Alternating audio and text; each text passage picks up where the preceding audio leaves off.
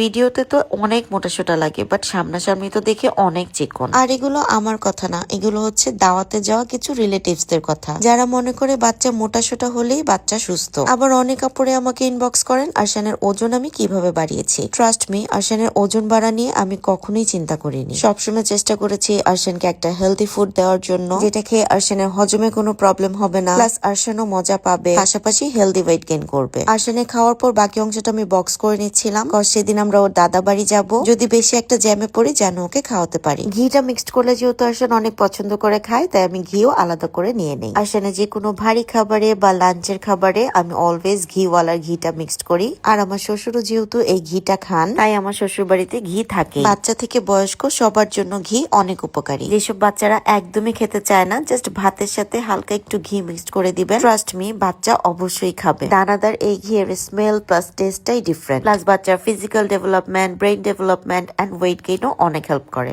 আমার কাছে active baby মানে হেলদি বেবি। কার কাছে আমার বাচ্চা চিকন লাগলো, কার কাছে মোটা লাগলো, এটা নিয়ে আমি একদমই বদার করি না। 1900 গ্রামের আরশান এনআইসিইউ থেকে আসার সময় সে 1700 গ্রাম ছিল, আর এখন 10 মাস শেষে আরশানের 9 কেজি 200 গ্রাম। প্লিজ মনে মনে হলেও মাশাআল্লাহ বলতে কেউ ভুলবেন না। আর কার বাচ্চা মোটা, কার বাচ্চা চিকন, এগুলো নিয়ে দেখা হলে কখনো খোঁচা মারবেন না। আর নতুন মায়েরাও মানুষের কথা না শুনে নিজের বাচ্চার খেয়াল রাখুন, নিজের যত্ন নিন। ভিডিওটি ভালো লাগলে শেয়ার করে দিবেন। দেখা হবে নেক্সট কোনো ভিডিওতে।